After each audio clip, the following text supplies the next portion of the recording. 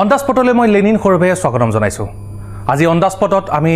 বিতংভাৱে আলোচনা কৰিম কৰোনা পৰীক্ষা সন্দৰ্ভত। কৰোনা পৰীক্ষা বুলি ক'লে আমি দুই ধৰণৰ কৰোনা পৰীক্ষাৰ কথা আমি ধৰি ল'ব পাৰোঁ। এটা কৰোনা পৰীক্ষা পৰীক্ষাগাৰত কোনোবা যদি কোভিড-19ত আক্ৰান্ত হৈছে নে নাই সেই সন্দৰ্ভত যি পৰীক্ষা কৰা হয় পৰীক্ষাগাৰত সেয়া কৰোনা পৰীক্ষা। আন এটা কৰোনা পৰীক্ষা মানৱ জাতিৰ কৰোনা পৰীক্ষা, অৰ্থাৎ বিশ্বব্যাপী যি কৰোনাৰ ভয়াৱহ সংক্ৰমণ, সেই সংক্ৰমণৰ সময়ত মানৱ জাতিয়ে কেনেধৰণে এই ভাইৰাছৰ বিৰুদ্ধে যুঁজ অব্যাহত ৰাখিছে, সেই যুঁজত মানৱ জাতি সফল হ'বনে নহয় সেই সন্দৰ্ভতো এক যেন পৰীক্ষাত অৱতীৰ্ণ হৈছে মানৱ জাতি। অৰ্থাৎ দুই ধৰণৰ এই কৰোনা পৰীক্ষা। মানৱ জাতি এই কৰোনা পৰীক্ষাত জয়ী হ'বনে নহয়, এই যুঁজত জয়ী হ'বনে নহয় সেই কথা কিন্তু সম্পূৰ্ণৰূপে নিৰ্ভৰ কৰে পৰীক্ষাগাৰত যি কৰোনা পৰীক্ষা চলি আছে সেই পৰীক্ষা কিমান হৈছে কিমান হোৱা নাই। ডক্টৰ হিমন্ত বিশ্ব শৰ্মাই এই সন্দৰ্ভত এক গুৰুত্বপূৰ্ণ মন্তব্য আগবঢ়াইছে। ইতিমধ্যে ডক্টৰ হিমন্ত বিশ্ব শৰ্মাই কৈছে যে যিমানেই ৰাজ্যত কৰোনা পৰীক্ষা হৈছে, কোভিড-19ৰ পৰীক্ষা হৈছে, সিমানেই কিন্তু আক্ৰান্তৰ সংখ্যা বৃদ্ধি হৈছে। অৰ্থাৎ যদি পৰীক্ষা বেছি হৈছে আক্ৰান্তৰ সংখ্যা বৃদ্ধি হৈছে, যদি পৰীক্ষা কম হৈছে অৰ্থাৎ তেনেহ'লে আক্ৰান্তৰ সংখ্যাও কম হৈছে।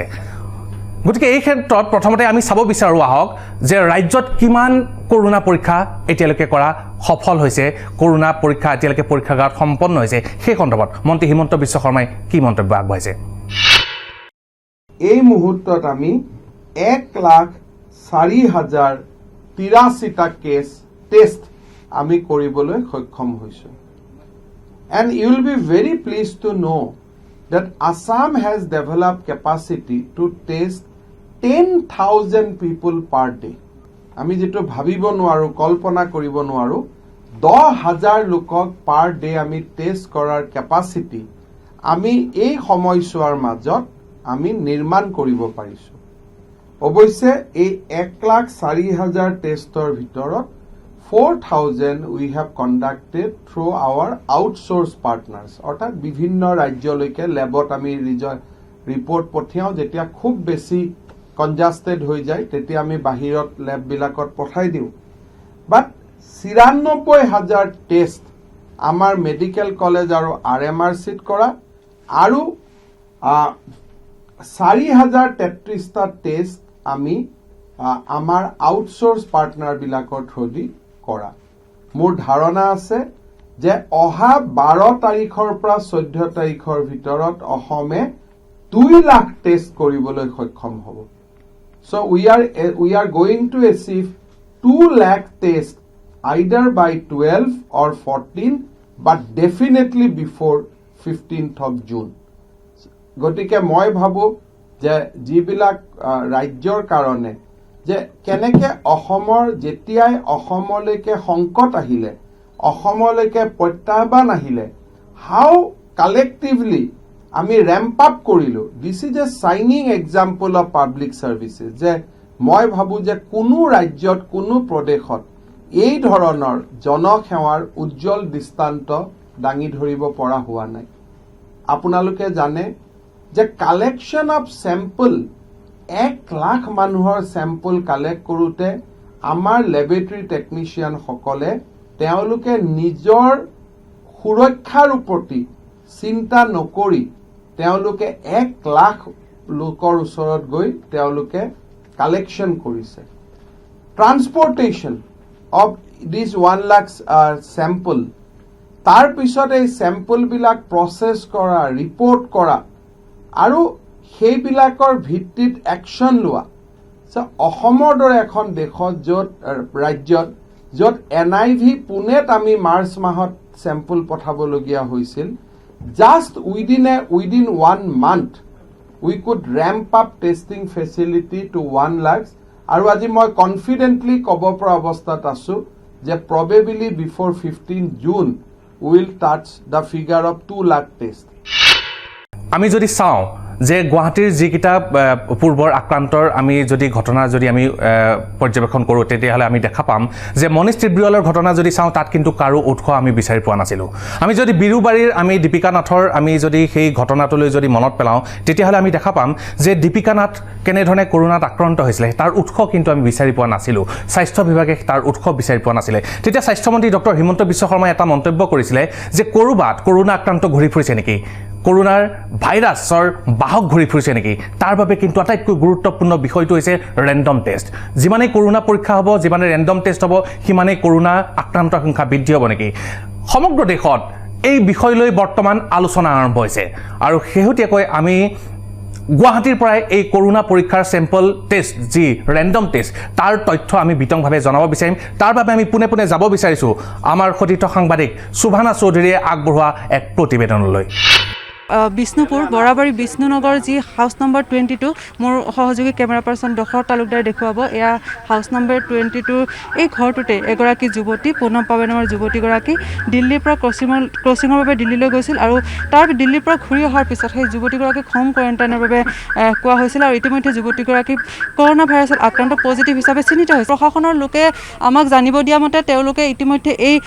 হাউচটোত বা এই পথটোত কোনো ধৰণৰ কণ্টেইনমেণ্ট জোন হিচাপে তেওঁলোকক ঘোষণা কৰিব দিয়া হোৱা নাই বা তেনেকুৱা ধৰণৰ কোনো ধৰণৰ ব্যৱস্থা এতিয়ালৈ লোৱা হোৱা নাই কাৰণ আশা কৰ্মীহঁতৰ চেনিটাইজাৰৰ কথা আহি পৰে কালিৰ দিনটোতো যিহেতু এই ঠাইৰ পৰা আমি বিভিন্ন ধৰণৰ বাতৰি প্ৰকাশ কৰিছিলোঁ আৰু আজিও এই মুহূৰ্তত মই যিহেতু উপস্থিত আছোঁ ইয়াত লোকসকল উপস্থিত হৈ আছে দাদা আপোনালোকে এই যে হাউচটো ইতিমধ্যে পজিটিভ যোৱাকালি হৈছে কি ধৰণৰ ব্যৱস্থা মানে আপোনাৰ ধৰক আমাৰ যিহেতু প্ৰশাসনে এইটো কণ্টেইনমেণ্ট জোন হিচাপে ঘোষণা কৰিছে ইতিমধ্যে আৰু তেখেতসকলে এতিয়া আমি দেখিছোঁ এতিয়ালৈকে তেনেকুৱা বিশেষ ব্যৱস্থাখিনি লোৱা হোৱা নাই আমি যোগাযোগ কৰি আছোঁ আমাৰ হেল্থ ডিপাৰ্টমেণ্টৰে হওক বা আমাৰ চাৰ্কুল অফিচে হওক আমাৰ এডিচিৰ লগত আলোচনা কৰি আছোঁ আহি উপস্থিত হৈছে ঠিক কিন্তু এই পথটোৰ মানুহ অহা যোৱা ইতিমধ্যে কৰা আছে চিলটো কৰা হোৱা নাই এতিয়ালৈকে গতিকে চিলটো কৰাৰ কাৰণে ইতিমধ্যে আমি অনুৰোধ কৰিছোঁ অতি সোনকালে কৰিবলৈ নহ'লে মানুহবোৰ অহা যোৱা কৰি আছে ইয়াৰ পৰা আৰু এঘৰৰ পৰা আকৌ হয়তো আৰু বিয়পি পৰিব পাৰে গতিকে সাৱধানতা অৱলম্বন কৰিব লাগে যথেষ্টখিনি সময় পাৰ হৈ নহ'লনে বাৰু সময় হৈছে বহুতখিনি সময় গৈছে গতিকে আমি সেইকাৰণে আমি অলপ দ্বিধাৱত পৰিছোঁ গতিকে আমি আশা কৰিছোঁ অতি সোনকালে প্ৰশাসনে কামখিনি কৰিব বাইদেউসকল আছে বাইদেউ আপোনালোক আশা কৰ্মী আপোনালোকে কেতিয়াৰ পৰা থিয় হৈছে ইয়াতে আমাৰ হ'ল 1-1.5 ঘণ্টামান হৈ গ'ল হয় আপোনালোকৰ মানে কি হয় চেনিটাইজাৰ তেনেকুৱা আমি তাৰমানে তেখেতসকলৰ ঘৰ ভিজিট কৰিব লাগে আমি গম পাইছোঁ যে পজিটিভ হয় আৰু গম পাইছোঁ যে মাদাৰ ফাদাৰ ঘৰতে আছে বা ভাৰতী আছে এতিয়াও নিয়া হোৱা নাই বা ইয়াৰ মানুহখিনি ওলোৱা সোমোৱা কৰি আছে তো সেইকাৰণে আমি ৰখি আছোঁ নিৰ্দেশনাটোৰ কাৰণে আপোনালোকে হয় আমি অফিচলৈ জনাইছোঁ তেখেতসকলে কিবা এটা কৰিব এতিয়া চেনিটাইজিং মই কালি আহি গধূলি 5:30লৈকে থাকিলোঁ আহিব বুলি নাহা দেখি আৰু গুচি গ'লোগৈ প্ৰশাসনৰ বিষয়ে থাকিলে আজিও আহিলোঁ 10:30-11টামান বজাতে আমি উপস্থিত হ'লোঁ মাক দেউতাকক নিয়া নাই সেইখিনি কথাও আমাক ক'লে ওচৰৰ মানুহখিনি এতিয়া ভাৰতীয় মানুহ 5টা আছে বিশেষকৈ এগৰাকী বুঢ়ী মানুহ আছে সেইগৰাকীৰ কাৰণেও চিন্তা তাৰপিছতে এতিয়া আৰু এতিয়ালৈকে অহা নাই ইমানখিনি টাইমলৈকে আমি এতিয়া ৰখিয়ে আছোঁ আহিব কিন্তু আপোনালোকে এতিয়া কিমান দেৰিলৈ অপেক্ষা কৰিব লাগিব সেইটো অহাৰ পিছত ডিপেণ্ড কৰিম কিন্তু ওচৰৰ মানুহখিনিতো আমাকেই কৈ আছে কথাখিনি সতীৰ্থ সাংবাদিক সুভানা চৌধুৰীৰ এই প্ৰতিবেদনত আমি আশা কৰ্মীসকলৰ যি ভাষ্য আমি ইতিমধ্যে লাভ কৰিছোঁ সাংঘাতিক ধৰণৰ এটা ভাষ্য যে আশা কৰ্মী গৈছে সেই জাপৰিগোগৰ সেই অঞ্চললৈ সেই বাসগৃহত থকা আক্ৰান্তৰ বাসগৃহৰ যি সংস্পৰ্শলৈ অহা লোকসকলৰ কৰোনা পৰীক্ষাৰ বাবে আশা কৰ্মী গৈছে স্বাস্থ্যকৰ্মী গৈছে এই ক্ষেত্ৰত কিন্তু সেই আক্ৰান্তসকলৰ সংস্পৰ্শলৈ অহা লোকসকলে কোনো ধৰণৰ সঁহাৰি জনোৱা নাই আটাইতকৈ ডাঙৰ কথা যে স্বাস্থ্য বিভাগৰ তৰফৰ পৰা ৰাজ্য চৰকাৰৰ তৰফৰ পৰা সেই স্বাস্থ্যকৰ্মীসকলৰ প্ৰতি কিন্তু এতিয়ালৈকে কোনো ধৰণৰ নিৰ্দেশনা অহা নাই যাৰ বাবে বাৰে বাৰে সেই স্বাস্থ্যকৰ্মীসকলে সেই আশা কৰ্মীসকল সেই স্থানলৈ গৈছে সেই বাসগৃহৰ সন্মুখলৈ গৈছে জপনাৰ মুখত ৰখি পেলাই সেই পৰীক্ষা কৰিবলৈ গৈ ঘূৰি আহিব লগাইছে স্বাস্থ্য বিভাগে কিন্তু এই ক্ষেত্ৰত কোনো ধৰণৰ গুৰুত্ব আৰোপ কৰা নাই আৰু এনেধৰণেই আমি যদি চাওঁ ফাঁচী বজাৰৰ কথা যদি আমি মনত পেলাওঁ তাত ৰেণ্ডম টেষ্ট হৈছিলে নে পিয়লি ফুকন নগৰ আমি যদি চাওঁ মহানগৰীৰ পিয়লি ফুকন নগৰ তাত ৰেণ্ডম টেষ্ট হৈছিলে নে আমি যাব বিচাৰিছোঁ মেৰাপানীক এটা সময়ত সাংঘাতিক ধৰণৰ আতংকই বিৰাজ কৰিছিলে মেৰাপানীৰ সাংবাদিক দীপু মেছে কি প্ৰতিবেদন আগবঢ়াইছে চাওঁ আহক গোলাঘাট জিলাৰ মেৰাপানী এনেকুৱা এটা অঞ্চল যিটো অঞ্চলত অসমৰ ভিতৰতে হয়তো প্ৰথম কৰোনাৰ যি পজিটিভ কেছ ধৰা পৰিছিলে অসমৰ ভিতৰত প্ৰথম 5জন আৰু সেই সময়ত আচলতে মেৰাপানী এটা আতংকৰ নাম হৈ পৰিছিলে কিয়নো মেৰাপানীৰ অঞ্চলৰ 5জনকৈ লোক নিজামুদ্দিনৰ পৰা আহি ইয়াত আহি তেখেতলোকৰ পজিটিভ ধৰা পৰিছিলে অকল নিজামুদ্দিন বুলি ক'লে ভুল হ'ব 8 গাঁও যি মছজিদ আছে মছজিদৰ লোকো ইয়াত পাইছিলে আৰু এতিয়া শেহতীয়াকৈ যি আপোনাৰ হায়দৰাবাদ হওক বা বেংগলোৰ হওক বা চেন্নাই হওক লোকসকলো এতিয়া মেৰাপানীৰ গোলাঘাট জিলাৰ ভিতৰত মেৰাপানীয়ে অধিকাংশ কিন্তু এটা কথা ক'ব লাগিব যিহেতু এতিয়া মেৰাপানী কথাটো ওলাই আছে মেৰাপানীৰ প্ৰথম যেতিয়া COVID-19 ধৰা পৰিছিলে পজিটিভ তেতিয়া 3খনকৈ গাঁও আপোনাৰ ৰামপুৰ আপোনাৰ ভেলগুৰি আৰু ইছলামপুৰ এই 3খন গাঁৱত আচলতে চেনিটাইজৰ ব্যৱস্থা কৰা হৈছিল গাঁওকেইখন চিল কৰি দিয়া হৈছিল কিন্তু চিল কৰাৰ পিছত আপোনাৰ যিসকল লোক মানে সংস্পৰ্শলৈ আহিছিল সেই লোকসকলৰ যিকেইজনৰ গাত COVID-19 ধৰা পৰিছিল সেই COVID-19 ধৰা পৰা লোককেইজনৰ সংস্পৰ্শলৈ অহা লোককেইজনক আপোনাৰ কোৱাৰেণ্টাইনৰ ব্যৱস্থা কৰিছিল ঠিকেই কিন্তু সেই পৰিয়ালৰ লোকসকলৰ সংস্পৰ্শলৈ যিসকল লোক আহিছিল সেইসকলক কিন্তু আপোনাৰ কোনো ধৰণৰ ৰেণ্ডম টেষ্ট কৰা নাছিল গাঁওকেইখন চিল কৰি দিছিল ঠিকে আছে কিন্তু গাঁওকেইখনক চিল কৰাৰ পিছত আচলতে যি ধৰণে গাত ৰেণ্ডম টেষ্ট কৰিব লাগিছিল বা সোৱাব টেষ্ট কৰিব লাগিছিল সেই টেষ্টসমূহ কৰা নাছিল যিহেতু কাৰণে এতিয়া এটা মানে আতংকময় চিচুৱেশ্যন যিহেতু মানে যদি সামাজিকভাৱে যদি কৰোনা মহামাৰীটো বিয়পি যাবলৈ হয়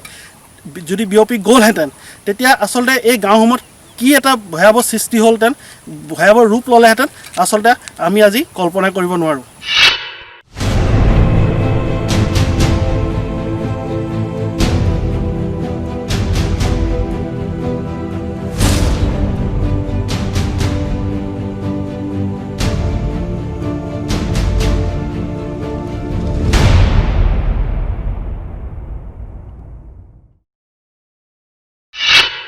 ধুবুৰীলৈ যাওঁ ধুবুৰীও এটা সময়ত সাংঘাতিক ধৰণৰ আতংকই বিৰাজ কৰিছিলে ধুবুৰীৰ আতংক কিন্তু এতিয়াও মাৰ যোৱা নাই ধুবুৰীৰ আমাৰ সাংবাদিক ৰাজীৱ শৰ্মাৰ প্ৰতিবেদন চাই লোৱা হওক ধুবুৰীত এই সন্দৰ্ভত স্বাস্থ্য বিভাগ ৰাজ্য চৰকাৰ কিমান সজাগ আৰু সচেতন কিমান তাত চেম্পল টেষ্ট হৈছে কিমান তাত ৰেণ্ডম টেষ্ট হৈছে ৰাজীৱ শৰ্মাৰ এক প্ৰতিবেদন নিজামুদ্দিনৰ পৰা অহা প্ৰথমজন ব্যক্তি জামালউদ্দিন আক্ৰান্ত হৈছিলে কৰোনা আৰু তাৰ পাছত ধাৰাবাহিকভাৱে 5জনকৈ ব্যক্তি ক্ৰমে ৰহিমউদ্দিন হজৰত আলী আৰু তেওঁলোকৰ পত্নী ক্ৰমে ৰহিমা খাতুন আৰু ৰছিদা খাতুনক কৰোনাত আক্ৰান্ত হোৱাৰ পাছত সমগ্ৰ ধুবুৰী জিলা ৰেড জ'নলৈ ৰূপান্তৰিত হৈছিলে আৰু তাৰ পাছত জিলা প্ৰশাসনে বিভিন্ন ঠাইত কণ্টেইনমেণ্ট জ'ন ঘোষণা কৰিছিলে আৰু কঠোৰ নিয়মাৱলীৰ মাজত সমগ্ৰ ধুবুৰী জিলাখনে কৰিছিলে সেই সময়ত বিভিন্নজনে লকডাউনৰ নিয়মাৱলী কঠোৰভাৱে পালন কৰাৰ বিপৰীতে বিভিন্নজনে কিন্তু এই নিয়মাৱলী ধূলিচ্ছাত কৰি ওলাই অহাও আমি প্ৰত্যক্ষ কৰিছিলোঁ যাৰ বাবেই ধুবুৰী জিলা প্ৰশাসন আৰু আৰক্ষী প্ৰশাসনে সেইসকল ব্যক্তিক কঠোৰভাৱে দমন কৰিছিল আৰু লকডাউনৰ নীতি মানিবলৈ বাধ্য কৰাইছিলে আজি এই মুহূৰ্তত ক'ব লাগিব যে ৰেড জ'নলৈ ৰূপান্তৰিত হোৱাৰ পাছত প্ৰায় 1 মাহ কাল অতিক্ৰম হোৱাৰ পাছত সমগ্ৰ ধুবুৰী জিলা গ্ৰীণ জ'নলৈ ৰূপান্তৰিত হৈছিল আৰু গ্ৰীণ জ'নলৈ ৰূপান্তৰিত হোৱাৰ পাছত সকলোৱে আশা কৰিছিল যে হয় বিপদৰ সময় পাৰ হৈছে কিন্তু নহয় বিপদ সমাগত আছিলে আৰু যি সময়ত বহিৰাজ্যৰ পৰা হাজাৰ হাজাৰ মানুহ ধুবুৰীৰ ছাগলীয়া চেক গেটত আহি প্ৰৱেশ কৰিছিলে অসমৰ প্ৰৱেশ দুৱাৰেদি সেই সময়ত আতংকময় পৰিৱেশৰ যি একে বিভীষিকাময় ৰূপ সেই ৰূপ আৰম্ভণিহে হৈছিল ধুবুৰীৰ পৰা 15,748 জনৰ সোৱাব পঠোৱা হৈছিলে পৰীক্ষাৰ কাৰণে যাৰ বিপৰীতে ক'ব লাগিব যে 11,913 জনৰ নিগেটিভ ওলাইছিলে আৰু এই মুহূৰ্ততো 3,835 জনৰ সোৱাব আহিবলৈ বাকী আছে কিন্তু তাৰ মাজতো কিছু ভয়ংকৰ তথ্য আমি আপোনালোকৰ বাবে লৈ আহিছোঁ আপোনালোকক সদৰি কৰিব বিচাৰিছোঁ কোৱাৰেণ্টাইন চেণ্টাৰৰ সময়ত কোনো ধৰণৰ সামাজিক দূৰত্ব কোনো এজন ব্যক্তিয়ে মানি চলা নাছিলে তাৰ বিপৰীতে যি সময়ত 7 দিনলৈকে ৰখাৰ পাছত বিভিন্ন ব্যক্তিক গাঁৱে ভূঞে পঠাই দিয়া বা হোম কোৱাৰেণ্টাইন কৰাৰ যি ব্যৱস্থা জিলা প্ৰশাসনে হাতত লৈছিলে বিভিন্নজনক ঘৰলৈ পঠাই দিয়াৰ পাছত সেইসকল ব্যক্তিৰ কিন্তু যি ফলাফল সেই ফলাফল আহিছিলে পজিটিভ আৰু যাৰ বাবেই বহু অভিযোগ উত্থাপিত হৈছিলে যে সেইসকল ব্যক্তি যিসকল ব্যক্তিক আচলতে হোম কোৱাৰেণ্টাইন কৰা হৈছিলে সেইসকল ব্যক্তি কিন্তু হোম কোৱাৰেণ্টাইনত থকাৰ যি নিয়মাৱলী সেই নিয়মাৱলীসমূহ তেওঁলোকে পালন কৰা হৈছে আৰু যাৰ বাবেই বিভিন্ন গাঁৱে ভূঞে বিভিন্নজনৰ সংস্পৰ্শলৈ আহিছে সেইসকল ব্যক্তি কিন্তু আচৰিত কথা আজিলৈকে জিলা প্ৰশাসনে কিন্তু সেই গাঁৱে ভূঞে কিন্তু কোনো ধৰণৰ ৰেণ্ডম টেষ্ট কৰাৰ কোনো ধৰণৰ ব্যৱস্থা এই মুহূৰ্তলৈকে গ্ৰহণ কৰা নাই তাৰ লগতে ক'ব লাগিব যে এই মুহূৰ্ততো কোৱাৰেণ্টাইন চেণ্টাৰত ধুবুৰীত বিভিন্নজন ব্যক্তিয়ে আমাক ফোন কৰি যোগাযোগ কৰিছে আৰু তেওঁলোকে অভিযোগ উত্থাপিত কৰিছে যে বহুজন ব্যক্তিৰ হাতৰ পৰা 8 দিন উকলি যোৱাৰ পাছতো তেওঁলোকৰ যি সোৱাব সেই সোৱাব এই মুহূৰ্তলৈকে লোৱা হোৱা নাই আৰু ইতিমধ্যে মন্ত্ৰী হিমন্ত বিশ্ব শৰ্মাই এটা কথা অৱগত কৰিছে যে যিমান মানুহ আহিব সংক্ৰমণৰ সংখ্যা সিমানে বাঢ়িব। তেন্তে ইয়াৰ সমাধান কি? ৰাজ্য চৰকাৰে হওক বা জিলা প্ৰশাসনে হওক অনতি পলমে এই বিষয়ে ব্যৱস্থা গ্ৰহণ কৰক আৰু ৰেণ্ডম টেষ্টৰ ব্যৱস্থা গ্ৰহণ নকৰিলে ধুবুৰীত কিন্তু অনাগত দিনত এক ভয়ংকৰ পৰিস্থিতিৰ সৃষ্টি হ'ব। সমগ্ৰ গ্ৰামাঞ্চলৰ যি পৰিৱেশ সেই পৰিৱেশ কিন্তু অতিকৈ ভয়াৱহ এই মুহূৰ্তত, আৰু যাৰ বাবেই কোৱাৰেণ্টাইন চেণ্টাৰে হওক বা গ্ৰামাঞ্চলসমূহে হওক এইসকল ব্যক্তিক হোম কোৱাৰেণ্টাইন কৰাৰ পাছত যিহেতুকে ফলাফল আহিছে আৰু এইসকল ব্যক্তি যিহেতুকে বিভিন্নজনৰ সংস্পৰ্শলৈ গৈছিলে, যাৰ বাবে এই মুহূৰ্তত কিন্তু গ্ৰামাঞ্চলত ৰেণ্ডম টেষ্টৰ অতি প্ৰয়োজনীয়তা হৈ পৰিছে। নহ'লে সমাগত দিনত আৰু এক ভয়ংকৰ ছবি, এক ভয়ংকৰ দিশে আগবাঢ়িব সমগ্ৰ ধুবুৰী জিলা। ধুবুৰী ৰাজে সময়ে এটা কথা উল্লেখ কৰিছে যে প্ৰত্যক্ষভাৱে আমাৰ সাংবাদিকে তাত দেখা পাইছে যে কোৱাৰেণ্টাইনত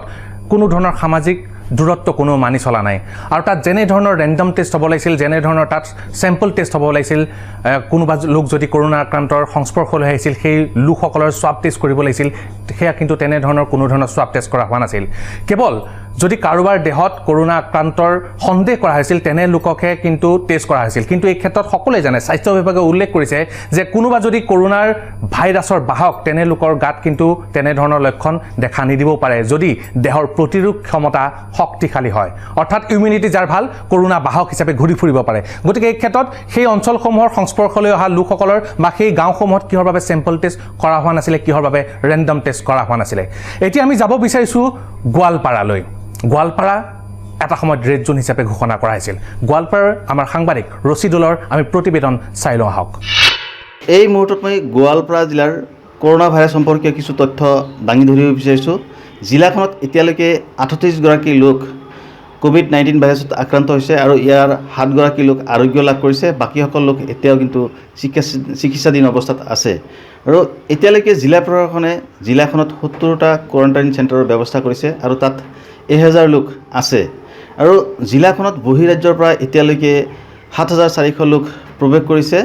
তেওঁলোক প্ৰৱেশ কৰাৰ লগে লগে তেওঁলোকক আচলতে জিলা প্ৰশাসনে যি কোৱাৰেণ্টাইন চেণ্টাৰৰ ব্যৱস্থা কৰিছে তাতে লৈ যোৱা হৈছে আৰু তেওঁলোকৰ স্বেব পৰীক্ষা কৰা হৈছে। যিসকলৰ ফলাফল নিগেটিভ আহিছে তেওঁলোকক হোম কোৱাৰেণ্টাইনলৈ প্ৰেৰণ কৰা হৈছে আৰু যিসকলৰ পজিটিভ ওলাইছে তেওঁলোকক চিকিৎসালয়লৈ আচলতে প্ৰেৰণ কৰা হৈছে চিকিৎসাৰ কাৰণে। আৰু এতিয়ালৈকে জিলাখনত 2700গৰাকী লোকৰ স্বেব পৰীক্ষা কৰা হৈছে। কিন্তু ক'ব লাগিব যে আচলতে গোৱালপাৰা জিলাৰ বহুতৰে গাত এই ভাইৰাছ আছে নেকি, এইটো এটা প্ৰশ্নৰ বিষয় হৈ পৰিছে। কিয়নো জিলাখনত প্ৰথম পৰ্যায়ত 3গৰাকী লোক আক্ৰান্ত হৈছিলে, ইউছুফ আলী আৰু খবিৰুদ্দিন ৰহমান, শ্বাহজাহান আলী আহমেদ, এই 3গৰাকী লোক আক্ৰান্ত হৈছিলে। ইউছুফ আলী, খবিৰুদ্দিন আহিছিলে দিল্লীৰ নিজামুদ্দিনৰ পৰা আৰু তেওঁলোকৰ সংস্পৰ্শত আহিছিলে শ্বাহজাহান। গতিকে পিছৰ পৰ্যায়ত আচলতে আৰু 2গৰাকী লোক শ্বাহজাহান আৰু খবিৰুদ্দিন আৰু আচলতে ইউছুফৰ সংস্পৰ্শলৈ অহা আৰু 2গৰাকী লোক আক্ৰান্ত হ'ল। গতিকে প্ৰশ্ন হ'ল যে তেওঁলোকৰ গাৰ পৰা কাৰোবাৰ গাত আচলতে এই ভাইৰাছ বিয়পি পৰিছে নেকি। কিন্তু এগৰাকী সুস্থ মানুহৰ গাতো আচলতে এই ভাইৰাছ থাকিব পাৰে, তেওঁ হয়তো গম নাপাবও পাৰে যে তেওঁৰ গাত ভাইৰাছ আছে বুলি। গতিকে গোৱালপাৰা জিলাত সমূহীয়া আচলতে যি সমূহীয়া স্বেব পৰীক্ষাৰ প্ৰয়োজন আছিলে সেই পৰীক্ষা কিন্তু কৰা হোৱা নাই।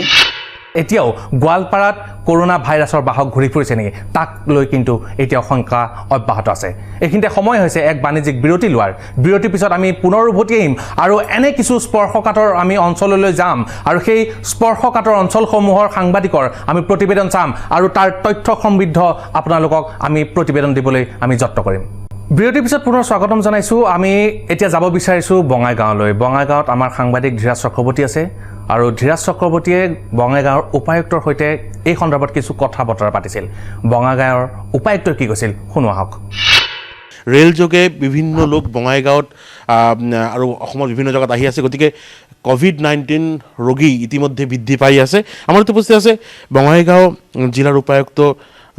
ডক্টৰ এম লক্ষ্মীপ্ৰিয়া, তাহাঁতৰ কথা পাতিম। মেডাম, আপোনাৰ পৰা জানিব বিচাৰিম এতিয়ালৈকে কিমানজন লোকৰ টেষ্ট হ'ল আৰু কোৱাৰেণ্টাইন চেণ্টাৰ কিমান আপোনালোকে বনাইছে, বৰ্তমান বঙাইগাঁও জিলাৰ পৰিস্থিতি কি? বৰ্তমান বঙাইগাঁও জিলাত যেতিয়াৰ পৰা নিউ বঙাইগাঁও ষ্টেচনত অ'পেন হৈছে বহুত মানুহ ট্ৰেইন দি আহি আছে বাই ৰোড অলছ' বহুত মানুহ আহি আছে আমি মোৰ দেন 750 কোৱাৰেণ্টাইন চেণ্টাৰ্ছ আইডেণ্টিফাই কৰি ৰাখিছোঁ তাতে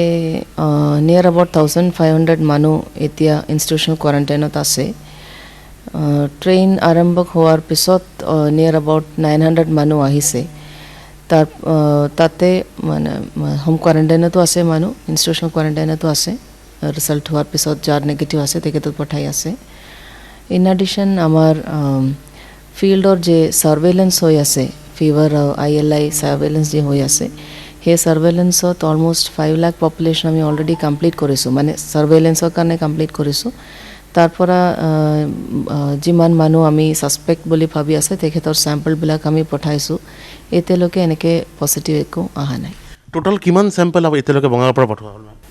এটলিষ্ট 3273 চেম্পলছ এতিয়ালৈকে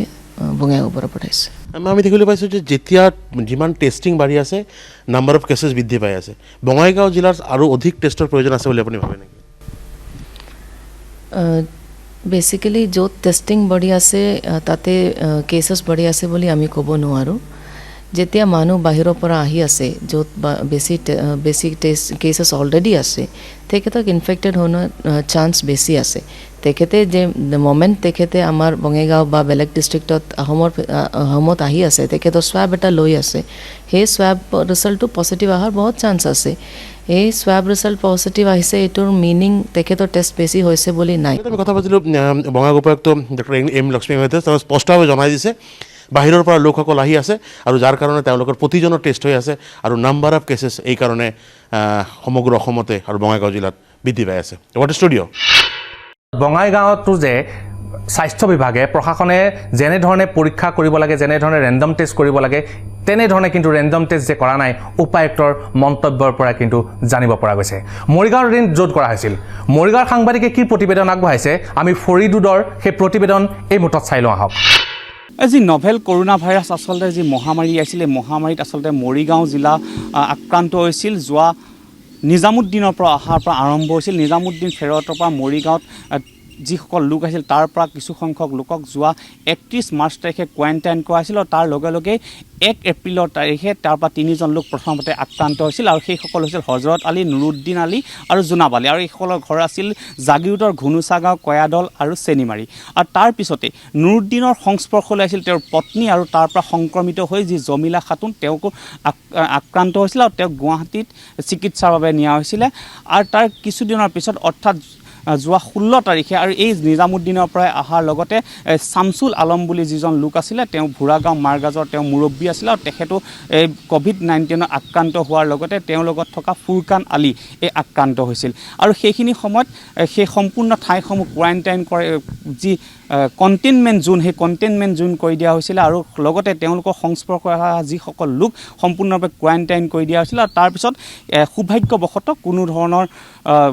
তাৰ পৰা সংক্ৰমিত নহ'ল আৰু মৰিগাঁও জিলা সেইখিনিলে ঠিকে আছিল এইখিনিতে উল্লেখ কৰিব লাগিব যেনেধৰণে ৰেণ্ডম টেষ্ট কৰিব লাগিছিলে সেই ৰেণ্ডম টেষ্ট কিন্তু মৰিগাঁও জিলা হোৱা নাই যিসমূহ কণ্টেইনমেণ্ট জোন হৈছিল যিসমূহ সংস্পৰ্শলৈ আহিছিল সেইসমূহত এটা চিকিৎসকৰ দল গৈছিলে চিকিৎসকলে যি চিমটম টেষ্ট আচলতে যিসমূহ লক্ষণ দেখা পোৱা গৈছিলে সেই লক্ষণ দেখা লোকসমূহক তেওঁলোকে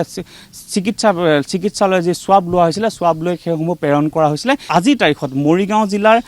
প্ৰায় 3888 জন হোম কোৱাৰেণ্টাইনত আছে আৰু ফেচিলিটি কোৱাৰেণ্টাইন যি কোৱা হৈছে যিসমূহ চৰকাৰীভাৱে ব্যৱস্থা কৰা হৈছে সেই কোৱাৰেণ্টাইনত প্ৰায় 773 গৰাকীক ৰখা হৈছে আমি এতিয়া বঙাইগাঁৱৰ আমি আমাৰ সাংবাদিকৰ প্ৰতিবেদন চালোঁ মেৰাপানীৰ আমাৰ সাংবাদিকৰ প্ৰতিবেদন চালোঁ গোৱালপাৰা চালোঁ ধুবুৰী চালোঁ আৰু আটাইকেইজন সাংবাদিকৰ প্ৰতিবেদনতে এটা কথা স্পষ্ট হৈ গৈছে যে য'ত প্ৰথমতে এতিয়া শিথিল লকডাউনৰ পূৰ্বতে যি সময়ত কঠোৰ লকডাউন আছিল যি সময়ত কৰোণাক লৈ সাংঘাতিক ধৰণৰ আতংকই বিৰাজ কৰিছিল সেই সময়ত যেনেধৰণে কৰোণাৰ বাবে পৰীক্ষা কৰিব লগা হৈছিল যেনেধৰণে চেম্পল টেষ্ট কৰিব লগা হৈছিল যেনেধৰণে কণ্টেইনমেণ্ট জোনসমূহত ৰেণ্ডম টেষ্ট কৰিবলগীয়া আছিল তেনেধৰণে কিন্তু কণ্টেইনমেণ্ট জোনসমূহত বা সেই স্পৰ্শকাতৰ অঞ্চলসমূহত স্বাস্থ্য বিভাগে ৰেণ্ডম টেষ্ট নকৰিলে চেম্পল টেষ্ট নকৰিলে গতিকে এই ক্ষেত্ৰত এতিয়া কিন্তু সকলোৰে মনত এটাই শংকা এতিয়া মন্ত্ৰী হিমন্ত বিশ্ব শৰ্মাই ক'ব বিচাৰিছে যে 2000লৈ 1 লাখ এতিয়া আমি কৰোনাৰ পৰীক্ষা কৰিছোঁ কেইদিনমানৰ পিছত হয়তো সেই কৰোনা পৰীক্ষা 2 লাখলৈ বৃদ্ধি হ'ব প্ৰত্যেক দিনে আমি এতিয়া অসম চৰকাৰে অসমৰ স্বাস্থ্য বিভাগে 10,000কৈ কৰোনা পৰীক্ষা কৰিব পাৰিব কিন্তু যি সময়ত সেই কৰোনা পৰীক্ষাৰ প্ৰয়োজনীয়তা আছিল সেই সময়ত কৰোনা পৰীক্ষা কৰা নহ'ল নেকি যেহেতু হিমন্ত বিশ্ব শৰ্মাই নিজেই সন্দেহ প্ৰকাশ কৰিছিল যে আমাৰ এই অঞ্চলসমূহত এতিয়া য'তে ত'তে হয়তো কৰোনা ভাইৰাছৰ বাহক ঘূৰি ফুৰিছে যেহেতু দীপিকা নাথৰ কোনো উৎস বিচাৰি পোৱা নগ'ল গোৱালপাৰাৰ কোনো উৎস বিচাৰি পোৱা যোৱা নাছিল বঙাইগাঁৱৰ 9জন লোকৰ কোনো উৎস বিচাৰি পোৱা নাছিল মনীষ তিব্ৰিৱালৰ কোনো উৎস বিচাৰি পোৱা নাছিল গতিকে এই সময়ত 2 লাখ যি আকৌ নতুনকৈ কৰোনা পৰীক্ষাৰ কৰা কথা হৈছে সেই কৰোনা পৰীক্ষাই হয়তো অনাগত দিনৰ এক ইংগিত বহন কৰিব ইয়াৰ লগে লগে অন দ্য স্পটৰ পৰা মই লেনিন খৰবে বিদায় লৈছোঁ ধন্যবাদ